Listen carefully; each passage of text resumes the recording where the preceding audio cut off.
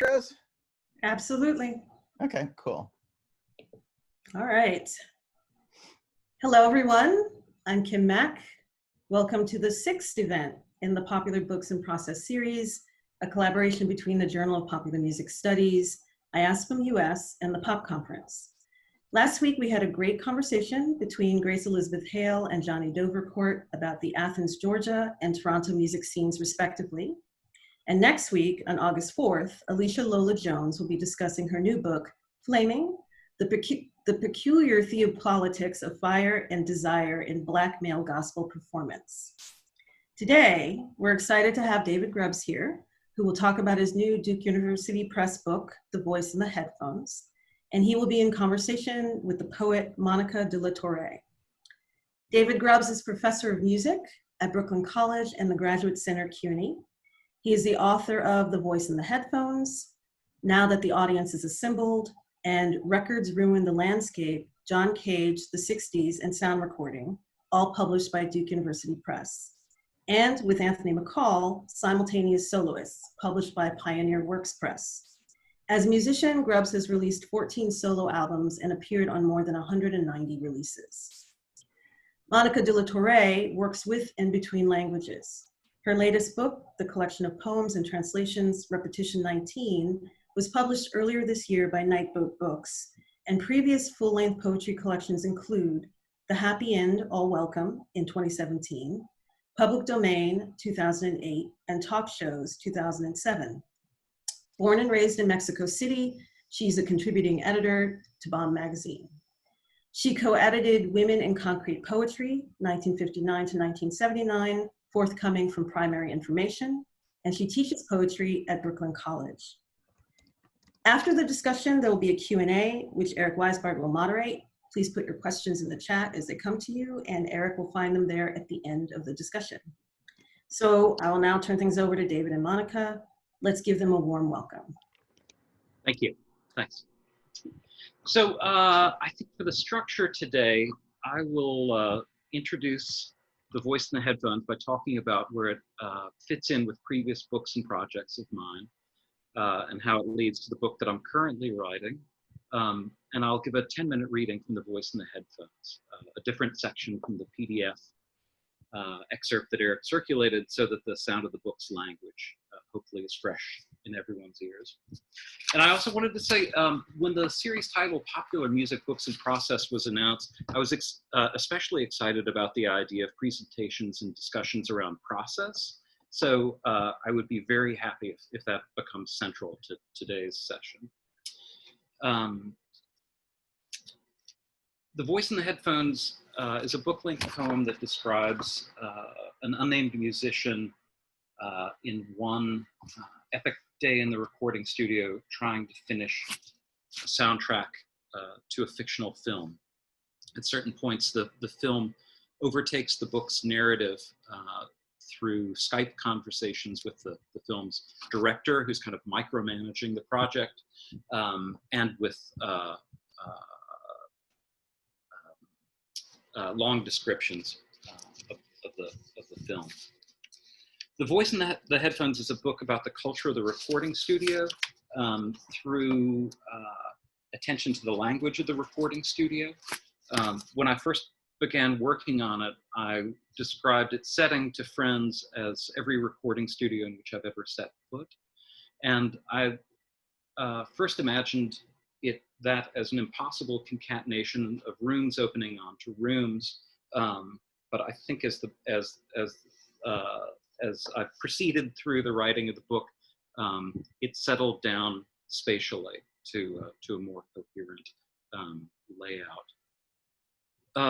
One of the goals of the book is representing the headspace of the musician in the studio and what happens when one hears that voice of the engineer in the headphones saying that you're rolling, and that this is just as a very basic idea of a book.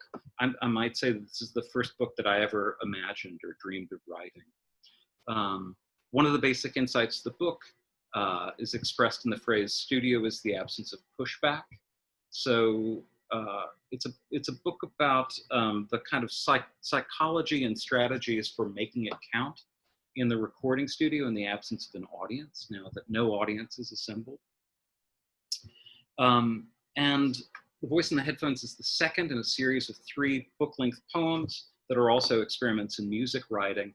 I've really endeavored to make these books do double duty, and I don't know if it's better to say to have them balanced or kind of overlapping demands of the books.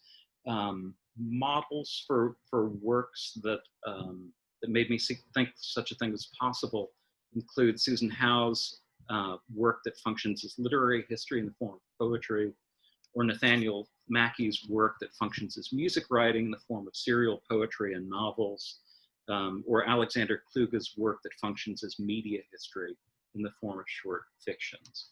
And the goal, as ever, is to find new ways of musicalizing writing about music. Now that the audience is assembled, was published 2 years ago in 2018. It's a book that describes a fictional concert of improvised music. It's a book about improvised music, about experimental music composition, about solo performance, about instrument building, about the social situation of a concert of experimental music, about an audience's expectations of a performer's behavior, about performers' expectations of audience behavior, and various kinds of bad behavior and interruptions that happen over the course of the book. Now that the audience is assembled, and I'm working backwards, grew out of Records Ruin the Landscape, which was a book from 2014. Records Ruin the Landscape is a book about the culture of experimental music in the 1960s, and particularly its relation to commercially released recordings.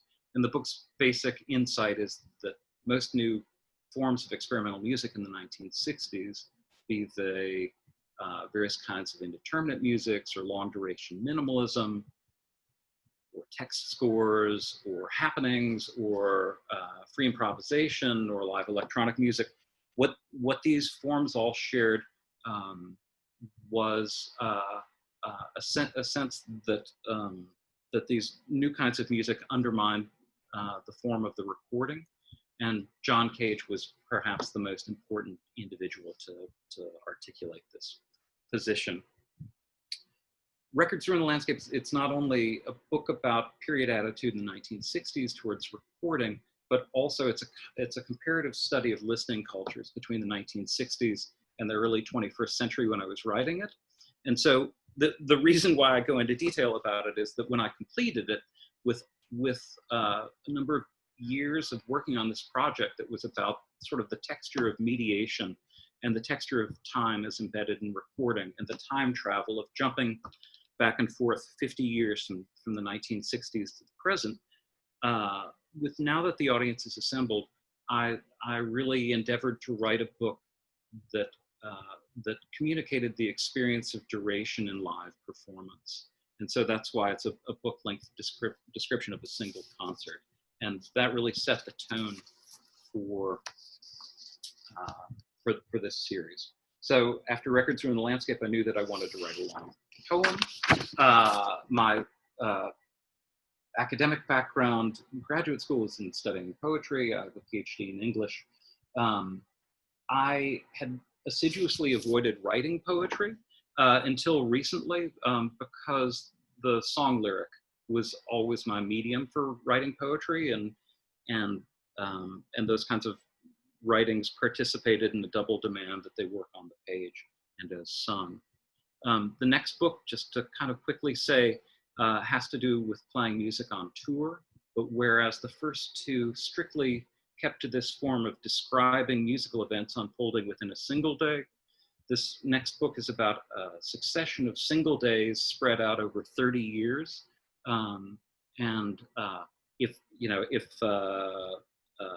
If Mrs. Dalloway is sort of the spirit animal of the first 2, then maybe this one, which is forever like tumbling forward in time, has its resemblances to Orlando. About process, I I've attended to all of these presentations thus far, and no one has shared anxiety dreams, which seem to be perhaps the most meaningful entree into speaking about process. So when I was thinking a week ago about what I would say today prior to the reading, I laid the seeds for a nightmare in which I went back to The Voice in the Headphones to reread a passage to compare it with something that I was working on in the new book. And when I opened it, it was a collage of different typefaces and font sizes and a discontinuous series of micro stories and interventions upon interventions. And it was incomprehensible. And by that, I mean that it didn't reward the kind of attention that I was willing to give it. So that's the first thing that I'll have to say about process. Okay, so I'll read an excerpt from The Voice in the Headphones. This comes from the center of the book. The unnamed musician is mulling why he's always asked to score the same kind of film, which for lack of a better term, we might refer to as an experimental documentary. He's taking a walk through the snow outside of the studio to let his head clear. And then he's back in the studio recording a vocal improvisation. And I chose this part because I wanted to give you a moment of this crossing the threshold experience of the book, as it frequently does, moving from a more conventional prose to a more poetic language. And I'll hesitate to describe it as in terms of a musical or breaking into song, and rather say crossing the threshold seems the more appropriate descriptor for me. Let's see. For years, the musician has been a go-to for sounding gaps in the map. Lean inward from the border. Set your back to it. Start from the seam and fingertip toe toward the printed designation unknown regions. Spread out and reorient the map. Shift the object of scrutiny so that the lacuna becomes the center around which names of cities and towns cluster. What happens in zones 1 and 2? The video footage suggests that it's monitored and mined by machines. On the basis of what we're shown, no humans are present. Shadowy packs of animals orbit fences presumed to be humming with electricity. Among the scenes previously scored by the musician, aerial footage around and above an enormous depopulated but nonetheless productive mining complex, a remote far north fishing village out of season captured in the deep cadences of its inhabitants, and a single shot rendered in extreme slow motion showing the act of removing a coat that under a time microscope abandons its owner, flouts gravity, morphs into bird of prey, pinioned in domestic space, diving for the kill, unnoticed except by terrorized audiences. There's also the film that depicts a journey from rush hour megacity subway hub to regional train station to the end of the line, then a bus to the end of its line, and then a significantly smaller and more crowded bus to the end of another line, camera finally disembarking to explore the grasslands of a convincing middle of nowhere until the sequence runs in reverse, retracing steps and bus rides and train and subway trips, all while engaging in a complement of mirror image encounters and conversations amid a sparseness of musical cues. All good gigs. Then there's the present one. Two dissimilar halves of a 20-minute span torqued into an arc of audiovisuality through the responses of 3 composers. 3 separate arcs, 3 separate films. The fact of being in the dark about the identities of the other composers weighs on the musician. His concern isn't that of competing for the most brilliant or most elegant or wildest solution. It's his fear of the 3 scores of received wisdom sameness, and interchangeable also ran emptiness, the transposability of objects in a field. Winter quiet amplifies the faintest room tone of one's own, packs those doubts as baggage, and brings them as close as the ringing in your ears. The musician on the snowy hillside mulls a distant dissatisfaction at being the composer of depopulated vistas and extreme flyovers. He reasons that by playing his part in picturing remote locations, His contributions affirm viewers in maintaining their distance. The film of the seemingly uninhabitable becomes the pleasurable projection of a life of renunciation deferred, the persistent option that almost everyone lowercase squanders as regards leaving it all behind. Snowshoes are a start. Viewed from the south, from its driveway and main entrance, Skylight Recording is a low-slung single story of prairie modernism, curiously absent from architectural histories, a rectilinear pile of slab-like stones, marked with the later owner's touches of dark orange and pale blue. On a day such as this, the orange trim detaches itself from the disappearing bulk of building and creates an illusion of floating Flavanesque forms out in the woods. There, but for fortune, go a number of backwoods retreat recording studios formerly of the first rank. Skylight's success of keeping its doors open contrasts with its one-time closest competitor from just a state away, the former stélage of a family of Midwestern beer royalty.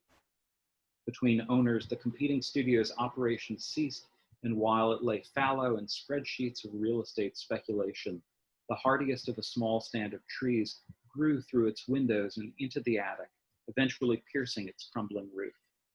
Totemic flexing of baddest spirits yet encountered keeping watch over these woods. These trees of legend were organized in principle in Exhibit A in a resurgent ecosystem with squirrels, rats, raccoons, and meth users taking up residence while rotting shags sprouted new life. Crunch frozen snow, a wonderfully harsh spectrum of sound. Attempt to regularize breathing. Try to do so perfectly in an effort to align with the pulse of the afternoon. Vague scrutiny of an absence of tracks culminating in unshoveled outlines of 2 or 3 cars. Waveforms. The musician avoids getting lost only by keeping the potentially fugitive structure in his sight at all times. We should add a voice, he explains to the engineer as he struggles to remove the snowshoes and jacket and layers of clothing that hamper the effort. Halo the singing stowaway. Tune it to the trunk, tune it to the interstate beneath. The musician starts in the vocal booth, clearing out piles of cardboard boxes so that he'll have enough room for stretches to full wingspan and calisthenics that bring him to an audible edge of breathlessness. Face the mic. Draw a bead on the silver capsule nested within black matte metal mesh. Meditate on a dull beacon further dulled by the placement of the windscreen. Take a shallow whiff of windscreen. Shift your stance, alter your gaze to actively play the interference pattern. Fine-tune the moire, snort at the screen. Center yourself and note the exact placement of your feet, toes just so, for you'll likely need to regain that precise mark. The distance of a dollar bill thwarts proximity effect. Get ready for the voice in the headphones, for your own voice in the headphones, singing, I hear myself singing with the slightest delay, testing, ga, ga, ga, rah, rah, ooh, ooh, ooh, and a suction-y pop against the roof of the mouth, a tsk, and comparable consonant clusters, low pleading moans, accompanied by 2 bars of finger snaps, and a blurt of reputable vocalese bottoming out below his range, completes the thought. The musician oscillates his face with ludic variable speed, the better to comprehend the microphone's axis. At what point in the head swivel does the voice fall away? A slow approach toward the edge of the pickup pattern tames sibilance and lends a darkness that suits the softest of sighs. Lean back, revel in that improvised side-to-side tremolo, get good and wild and dizzy, feel the voice as it disappears from the headphones, yet still vibrates throat and chest in unamplified purr. The musician's mic check and vocal warm-up veer toward increasing abstraction and intimacy as he grinds away with grunts and coos and disciplined athletic intakes of breath. He gets sidetracked with saliva production and wetness of tone. Kids play musical modulation. The pilot undergoes high G training with his mouth at its widest in the centrifuge of his refusal to breathe. Strangulated sounds command attention.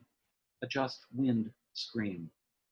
The musician's gasps and sighs and animalistic tokens of pleasure could be revisited as future musical material were he not graying out and undergoing extremes of tunnel vision. A rapid succession of clicks in his headphones, the clearing of a disembodied throat, and the ambient hum of the control room startle the musician, putting him on notice that the engineer has been privy to these excursions into gargling and choking and sounding from deepest within. The floodlights are switched on. The musician catches his breath and confirms that all is well, he's fine, just fine, and that he's ready to approve the selection of microphone. He feels loosened up and ready to try a take, although a shift in his demeanor suggests something has been dislodged. Where is the friction? And where's the counterforce? The studio's absence of audience is never so palpable as when facing a vocal mic. The challenge is to improvise the counterweight for each individual to define his or her own threshold and release. Studio is to your satisfaction, often regrettably. Studio is the absence of pushback. Studio can be brutally low stakes, even as fear of God begins at home. Okay, so that's where I'm going to stop with the reading, and I'm grateful to have my friend and colleague, Mónica de la Torre, join us. Thank you, Mónica. Thank you. That was amazing. And thank you so much for reading one of my favorite parts of the book, which is that description of the vocal warm-up. I'm so fascinated by it because it does something that I've always admired in your writing, and it does it so well, and it's so subtle and so sly. When you get to that part, you use the second person, you use the first person, and then you refer to the character as a musician, the third person. Mm-hmm. So already we're playing. There's all these shifts in the point of view, and you're going in and out of the subject, which of course replicates the way in which the musician is hearing his own voice in this disembodied way, mm-hmm. right, in the headphones. And then also what I find absolutely fascinating is that in contrast with that experience of disembodiment, the writing is so embodied, it's like so precise, that it almost tricks you into thinking that it would actually be like that, to be warming up your voice, when perhaps while you're doing it, you're not processing it verbally, mm-hmm.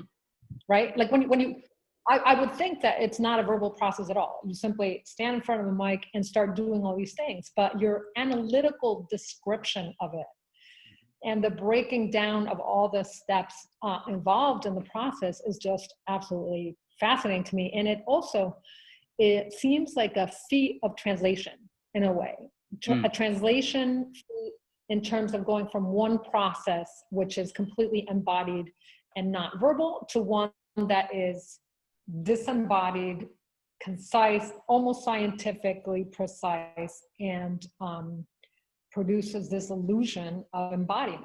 So yeah, that's maybe a lot to chew on, but do you want to start with that? Yeah, I mean, the experience of recording is the experience of moving from first to third person, right? As one performs mm-hmm. and one encounters playback. Now that the audience is assembled, the most difficult decision in that book had to do with a switch to first person in the final third or so of the book, with kind of dramatic shift. And with the voice in the headphones, I wanted to be much more fragmentary and quicksilver in moving between first, second, and third pronouns.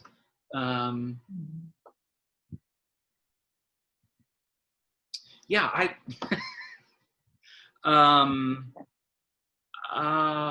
the rapidity of that movement, of the subjectivity of and the placement of the narrative voice accelerates in whenever I'm describing the process of recording. Also, I think that the way that the second person functions in there is through a writer's kind of internal dialogue in the process of writing, and the question of how to represent experience. I think that in my role in teaching, and teaching frequently about experimental music and sound, in a classroom setting, frequently people are describing things that they've just read about, or that it's not like a literature course where the text is open in front of you and everyone can respond to it. So on the one hand, the challenge is that of describing as fully as possible, but also in writing the books in this series, I've wanted to write about my own experience of music. And in some ways, there's very little that's invented in any of these books. They all are about revisiting experiences and trying to describe those as fully as possible. But yeah, that's how the second person. So does the process of verbalizing these nonverbal experiences to you then change the way you actually experience them after they've been written down, after they've been translated into poetry? Do you then experience them differently? I would say that for me, the most surprising thing is the real continuity. I don't feel like there's some kind of alchemical reaction, like once they're like hammered into words, they don't become different elements, and the experience doesn't change that much for me. But that's my experience, and that has to do with my own the faith that I put in language to be able to represent these kinds of nonverbal experiences. It's amazing. I mean, it really, you're like a polyglot in this sense. You're speaking all these different languages at once. Here's another question about that process in particular, and then we'll move on. But so when you're performing, or when you're performing, are you experiencing things that in a way that makes you think, oh, I got to remember this because it has to end up in the writing? Like, is there something specific that may happen while you're making music that you're anticipating writing about? Or does it not happen? Yeah, I mean, afraid, like the process of revising these books for me is always of sort of like combing through and being made aware, unfortunately aware of favored phrases and ways to frame things. And I'm frequently finding some other way to describe the process of, the mental snapshot, like in the moment, reminding yourself to remember this in the future. I don't feel that's necessarily been the case for these books, because I feel like I started writing these books about 10 days ago. Like they really feel recent, and that in some ways it's like 30 years of listening to music and performing music that inform them. I don't know. So I wrote short fiction when I was in college, and I sent a bunch of short stories to Guy Davenport. I don't know if I've ever told you the story. I'm from Louisville, Kentucky, so like Guy Davenport is like revered writer in Kentucky. And in high school, people tell you about Guy Davenport. And I sent him these very short, kind of like micro stories. And he wrote back to me, and he literally said, "Ugh, about your stories, ugh, period, UGH, ugh." And right. And he was right. But among other things that he said in this very funny, chatty letter, where he, was making it clear that he really thought that there was nothing of any value in these stories, he said, he wrote, "When you have stories to tell, you will tell them." And at the time I was just like, this is repugnant, I don't need to wait to have stories to tell. Like, what terrible advice. Like, I was horrified, just like anybody who would listen to me at the time, I would rail against it. But it is easier to write when you have stories to tell. Well, it's interesting that you mentioned the word story, right? Because it also could be, I mean, there's something about the writing. There's so much in the writing in both books, and now it's a trilogy. So there's definitely a very strong narrative thrust. So I'm curious as to how you overcame your aversion to writing poetry. You mentioned that in framing the reading. Mm-hmm. That deep aversion you had, like what made it possible for you to actually start writing poetry, and then where in your mind does the poetry come in to play when you're actually describing something you have experienced that has a narrative arc? Mm-hmm. I mean, I can tell you what I perceive is, of course, the linguistic diversity, the digressions, the circling back.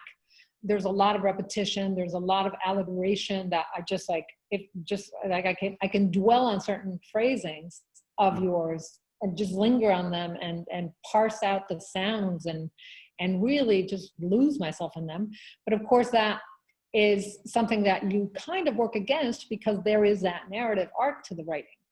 So then you actually interrupt it in other ways, and that I find also very interesting. Those breaks in the stanzas, or sometimes it seems like the unit of composition is a page, and you break the page at very interesting points that produce the effect of enjambment, and then you come back to the narrative after that break. And I'm curious as to what your thinking is around these poetic devices. So to speak. Right. Enjambment is cliffhanger.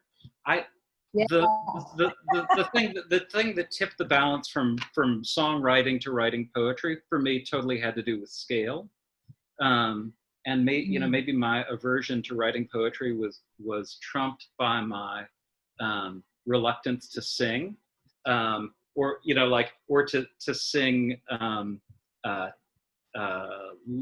lyrics with were just endlessly long. I don't know, I agree with you that the unit of composition of this in these books is the page, right? That the visual disposition of the words on the page is all important, and that the pages relate to one another primarily in terms of enjambment, or as I said, this cliffhanging, right? This sense of suspense and when I turn the page, will the narrative move forward, or will I be somewhere else? It's almost like a cut in a film, or like a cut in tape music. Even smaller than the unit of the individual page, they're either in almost all of the pages, they're either 3 lines or 3 stanzas or 3 paragraphs or 3 systems. And for me, that odd number just creates a kind of asymmetry, right? It's like terzerima. It's the asymmetry that moves you forward, and it worked for Dante. So yeah, no, but I think it was my reluctance to sing and my reluctance to perform that led me to stretch out in poetry. I don't know. I just one of my favorite music books, that I've in so long, although I guess it's probably from 10 years ago, is Ned Sublet's The Music of Cuba, which is and he's such an amazing raconteur and such a great writer and researcher. And I remember laughing out loud reading the preface to the book, where he says something like, I'm going to allow myself to stretch out, which is the sort of thing that it's like the Velvet Underground at the beginning of the live record, where they say should we play 1 set or 2 tonight? Does anybody have work or school tomorrow? Right. I thought that I would stretch out. I mean, even as these books are they're so worked over. I mean, the first one took 3 years, of almost daily work. Although, I mean, work, just because I work on so many different kinds of things, work is its own kind of procrastination, right? I put off writing music by writing poetry. I put off writing poetry by, working with a visual artist. It's all procrastination. Yeah, that's a very strategic procrastination, right? Yeah. That's a name for it. It's great. I engage it always. Yeah. And not always successfully, because in the end, procrastination always wins. And then, you know, you have this huge debt.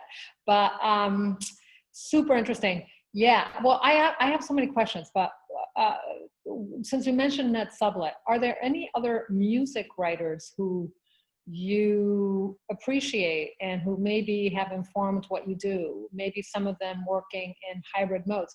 I mean, I'm so glad that you mentioned Nathaniel Mackey, because that seems like the closest to what you're doing in terms of engaging all these different modes. But I was thinking, say, not that there's any correspondence between your writing and his, but perhaps only this, which is Ashley. Robert Ashley's like Perfect Lives, to me, it's one of my favorite books of poetry, right? Yes. Even though, you know, very few people think of it as poetry.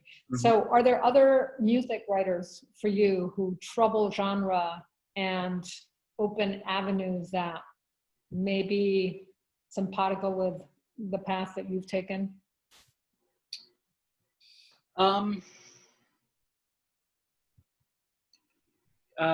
Perhaps Fred Moten. I mean, although I you know, he's more of a obviously a poet and a essayist and critical writer.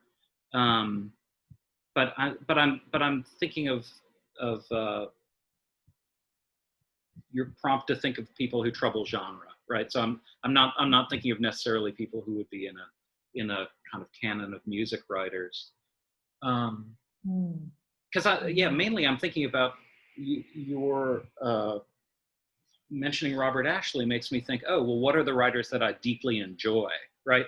Like who am I really excited to read, you know, and that it's not just the subject matter, that, you know, it's the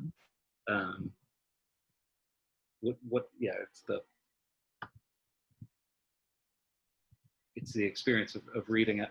But on music, I don't know. Robert Ashley is a really good choice. One of the nice things about teaching is that I can teach Robert Ashley's Perfect Lives in almost any class. It sort of kind of fits into anything, you know, like it demands like round hole, bam, you know, like star-shaped hole, bam, you know, like it just asks to be invited to the wrong party. I don't know, I'm just buying time and trying to think of music writers. Well, it's actually, yeah, maybe, I mean, it'll come to you or not, it doesn't matter, but it's funny because you do start the book with an epigraph, right? From Robert Ashley, and it's very pertinent for the series. The one thing I like about popular music is that they record it. They record it. The astute producer cuts out the magic from the different tapes, laughter, and puts them in a certain order and gets the whole piece. It's really lovely. Where does it come from, the epigraph? It's from a radio interview that was in the Source magazine. And so it's from 1969, and I think Stockhausen was present in the interview. It's several different composers talking, and it's Robert Ashley being like kind of as snide and sarcastic as he can possibly be about, like, you know, in pop music, the producer cuts all the tapes up and somehow the magic occurs. But yeah, the context is that he's saying, like, with what he does, he can't do that, right? That he has to find a way to compose that magic to happen in the unscrolling time of performance, right? He can't just like cut it all up and make the magic happen. But yeah, I mean, it's my way of signifying that I was writing about pop music. And also doing that in a way, right? With your experience. I'm sorry, say that again? I'm sorry. Yeah, conflating, like also, it points to your process in terms of your having done that, where you collapse all these different experiences of recording in the studio into one take, really, right? Which would be the one in the book. Right. Speaking of which, question: have you ever made a soundtrack for a film? I have, but I mean, but they're much more for installation works and experimental works. I mean, so I've done soundtracks for a number of film pieces by Angela Bullock, and Anthony McCall's work sort of functions as film, right?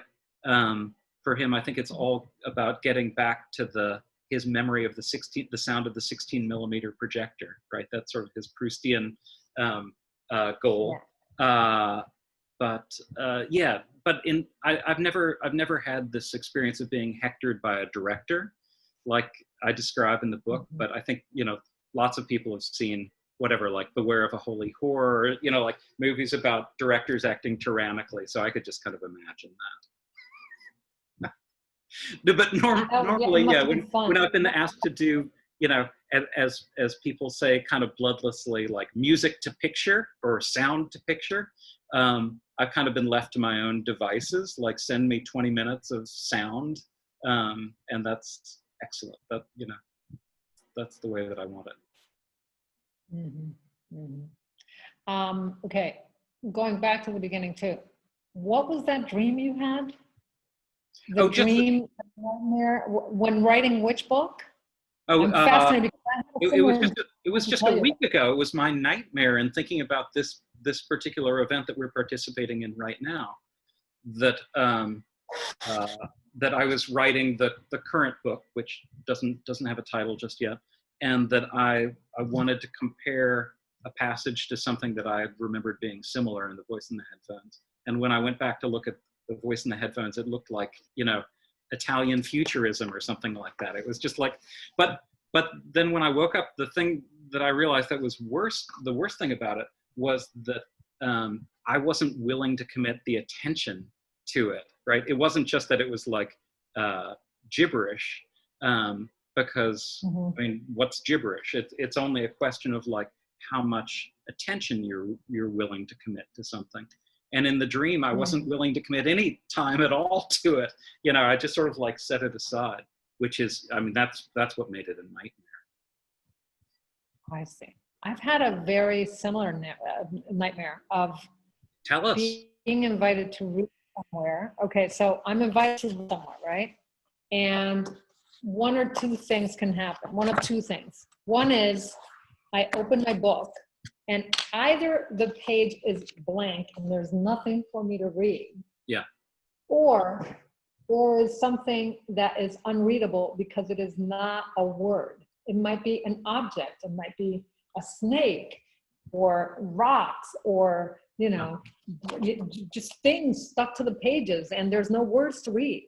That's really horrible. It's horrible. And then there's a group of people sitting there waiting to read from a book that is illegible. Uh-huh. Is that a particular kind of translator really anxiety dream? I think it's a performance anxiety dream, certainly. You know, like, yeah, more than translator. Yeah, it's like a performance anxiety dream. And then there's a dream in which I show up with that. I forgot my book and I don't know my poems by heart, so I can't deliver anything because you can't do the John Giorno. I can't. No, unfortunately, I should learn one poem by heart, a really long poem, and then I could do it. Right? Not a bad idea. It's not a bad idea. I performed. I'd never seen John Giorno read until like a year before he died, and I performed on a bill with him at St. Mark's Poetry Project, and he recites. It was amazing. It was one of these things that you just think like, oh, why doesn't everyone do this? It was astonishing. I mean, his familiarity with the text and just like his interpretive. Yeah, it was awesome. Yeah, part of his process memorizing. Yeah, part of his process consisted of not writing anything that he couldn't memorize. So by the time it was written down, it was already memorized. Oh, that's incredible. Mm-hmm. Huh. Yeah. Right. Hey, you two. Yeah. I'm wondering if we want to throw some other folks into the mix. Is that okay, or do you want to keep going for a bit longer? No, sure. I'm easy. I want to throw one question David's way first, and then we've got a few lined up. And this is the sort of classic person who writes about popular music rather than playing it question, which is, can you talk a little bit about actual studios you've been in and sort of differences between different studios, or sort of how stories that have come out of particular recording studios? Yeah, I mean, as I say, the narrative sort of settled down into one fictional studio as opposed to like this kind of impossible collection of studios within the book. So it did, I mean, it did settle into, yeah, it did settle into a more coherent kind of studio, and the kind of studio it is, and I'm not looking to see who the participants are, and I'm not looking at the chat because I can't, you know, can't wrap my brain around that. But so I don't know what other musicians or, you know, producers are present right now. But it's the kind of studio that has a studio A and studio B. And, you know, it's like B movies, right? Studio B, you know, you'll save some money recording at Studio B, but there, you know, there's a little self-doubt, you know, I don't know, maybe people have had some kind of like buyer's remorse with Studio B's. And at one point, the director in The Voice in the Headphones is just like insulting the musician and just like saying like, you're so talented, but, you know, like, I call you the squanderer because you squandered your talent, right? And I was actually thinking of, I think it's in the liner notes for a Big Star reissue that Grail Marcus talks about Rod Stewart as the squanderer, right?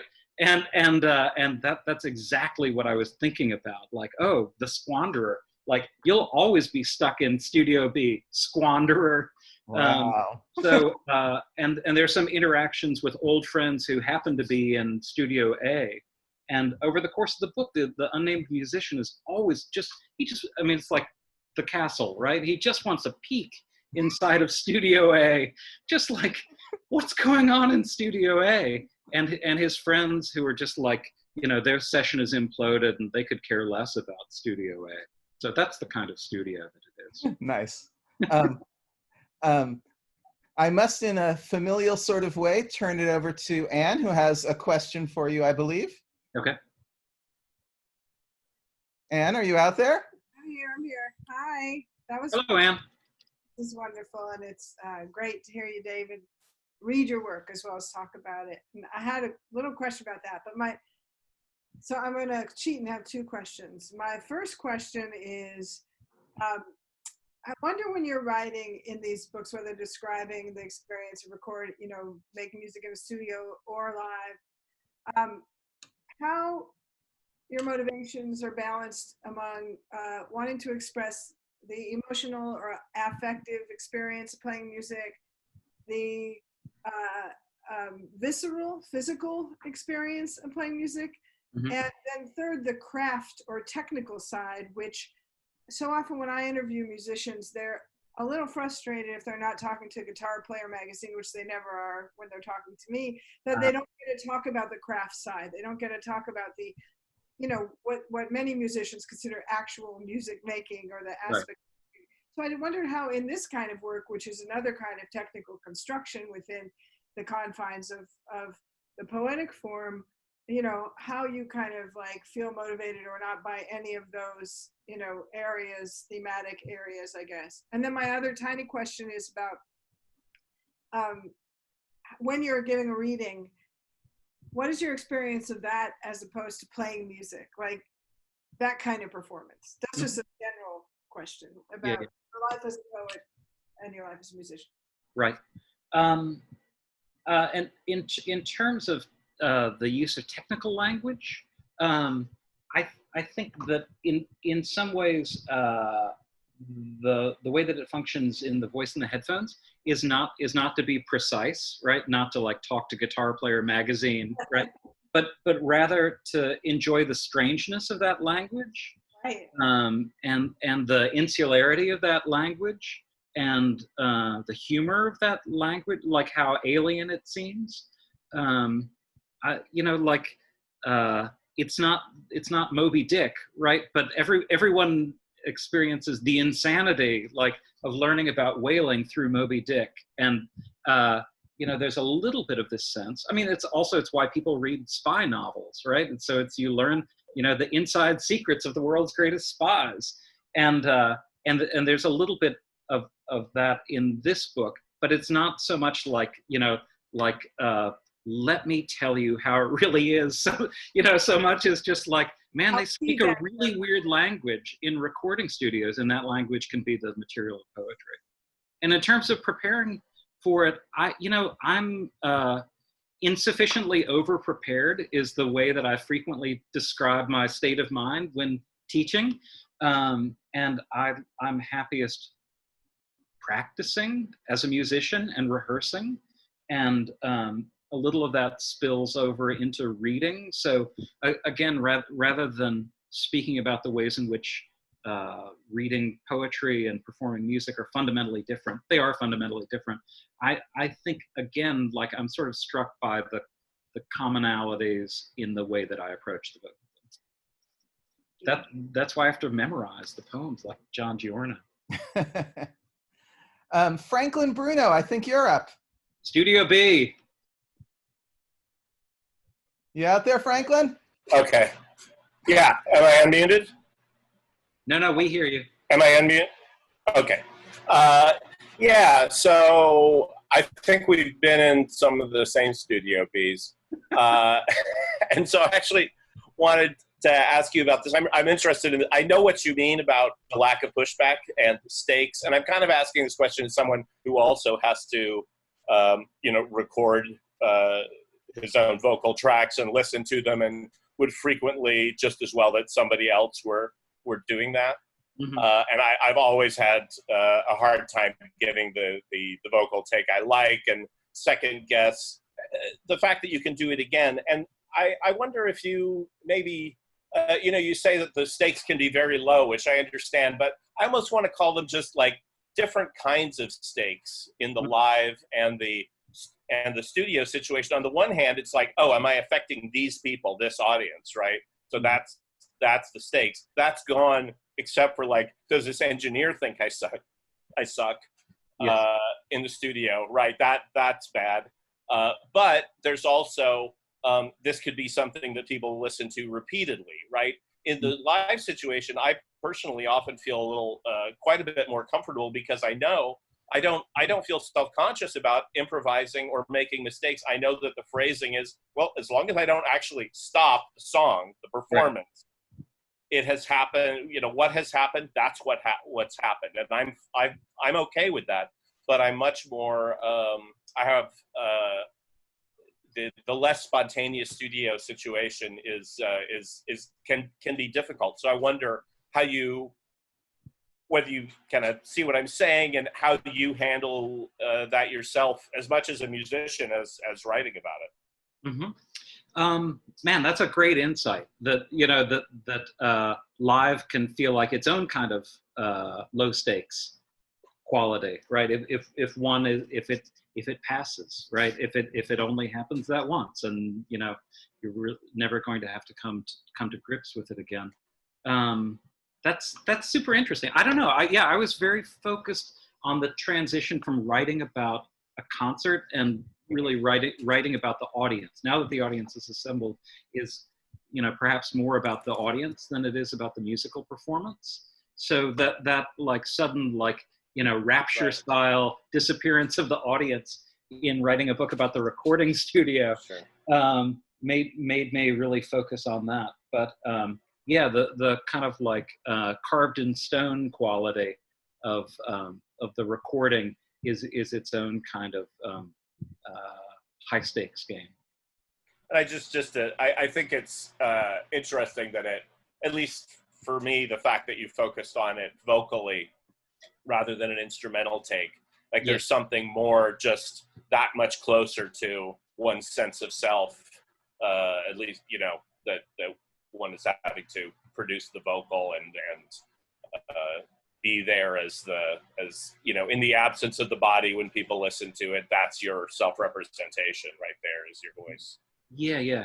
I think that the vocal take really is its own kind of privileged nightmare, and that it completes a kind of feedback circuit. I mean, there are various kinds of feedback circuits happening within this book, whether it's like feedback from an amplified instrument, or the feedback of this kind of difficult relationship of the musician alone with the engineer in the studio, but also the feedback loop of one's own voice in the headphones, right? You try not to let your brain be split in half.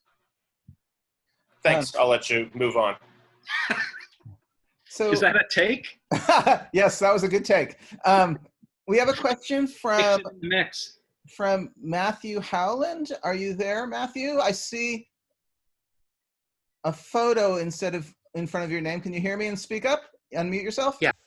Great. My question was about your book's relation to your work with Susan Howe. Okay. And I was wondering how your and Howe's collaborations have made you reconsider your own musical process, and in turn, how that then inflects your written work. And that's the question. Yeah. So I've worked with Susan for 15 or 16 years in creating collaborative performance works that are based on her long poems, and those absolutely reinvigorated my interest in poetry. You know, I was really sort of like had set it aside for a while after graduate school. You know, nothing like graduate school to sort of kill your love for it. And I don't. How did Susan's? You know, I think that Susan's interest in the acoustic dimension of poetry, both as it's delivered in readings, but also in thinking of marks on a page as acoustic traces, you know, waiting to be realized. I think that also sort of like, you know, like piqued my interest and seemed like a kind of like musicianly or composerly challenge in writing poetry. So yeah, no, I think it's her real care in the acoustic dimension of her work that was on my mind in part when I started writing poetry. Thank you. Cool. Well, for our last question today, and he promises that it's an impossibly huge question, we have Gus Stadler. Gus?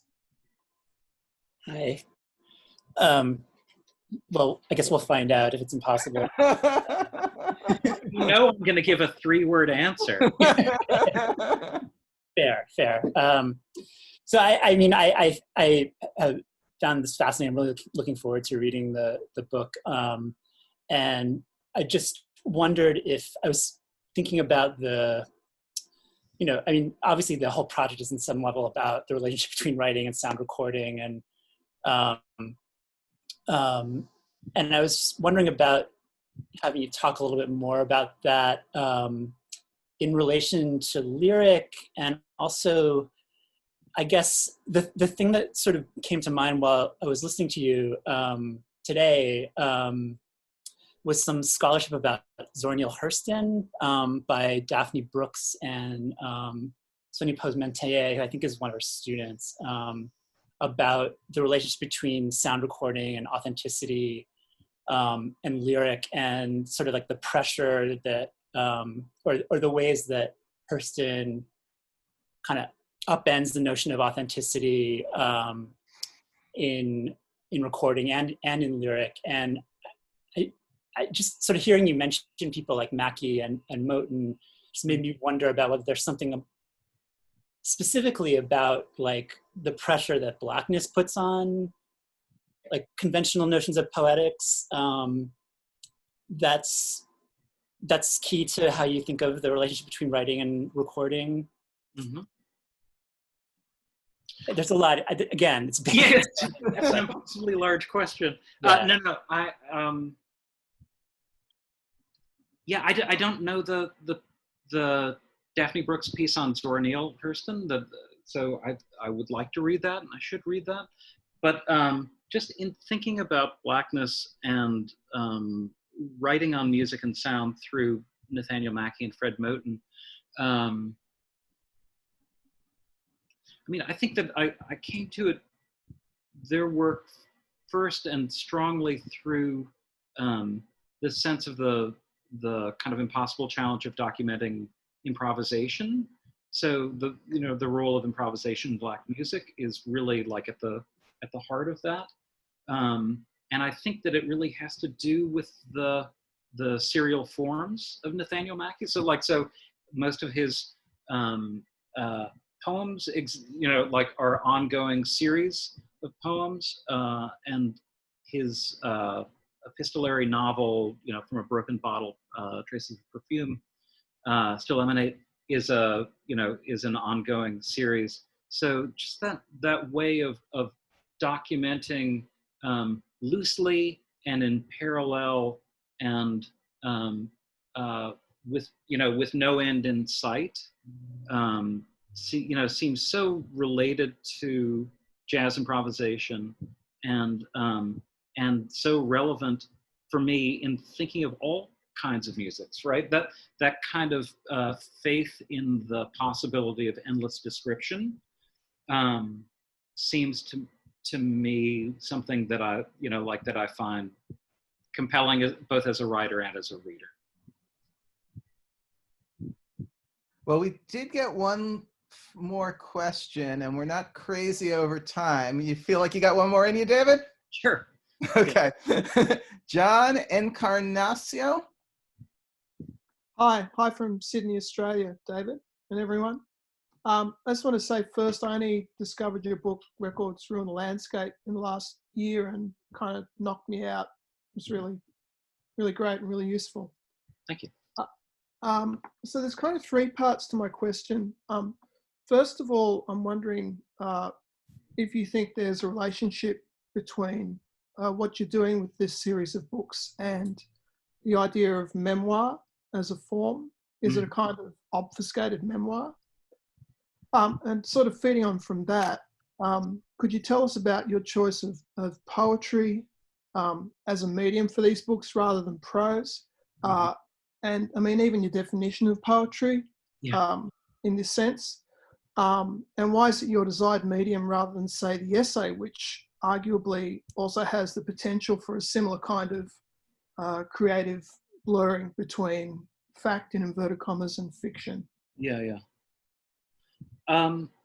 Okay, three things. So obfuscated memoir is absolutely like that resonates with me. That seems like a very insightful way to approach the texts. I think that, I mean, rather than speaking in terms of memoir, I think speaking about the experience of music, or music as experienced, right? So the overlap is between category of experience and the category of memoir, right? So it does seem, again, significant to me as I say that there's very, very little that's invented in these. Why poetry? Well, I think that poetry is the thing that best lends itself to this kind of like intensification and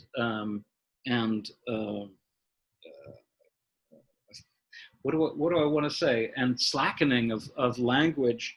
The books are largely in prose. They leave prose at certain moments. At certain moments where there's a kind of attempt to represent musical experience, right? And so the prose is shattered in the attempt to represent that experience. And I find at the level of the individual sentence or the phrase that I don't know, for me, poetry really is the frame by which I feel like I can best represent that kind of experience. But I would hasten to say that it's not a matter of poetry versus prose, because these are largely in prose also. I kind of imagined when I first started writing this that there would be some kind of like argument about like, well, I regard this as fiction, like fiction seems the more operative term, just given the fairly coherent narrative through line to all of these poems. I don't have a lot of stake in, like arguing like this really must be understood as poetry, or it is poetry, or something like that. But that's the frame. But also, music writing is kind of the way that I've tended to describe them also. Yeah, thanks. Really interesting. Yeah, no, thank you for that question. All right. Well, let me just throw thanks in all possible directions now to David in particular for being here today, and Mónica for asking terrific questions. And next week, Alicia Lola Jones talking about her overdue book on gospel. How long have we waited for a book on gospel called Flaming? We've got it, and Alicia will be here to talk about that next week. So thanks to everyone for being here today, and we'll hopefully see you very soon. Thanks so much. Thank you all so much. Thank you.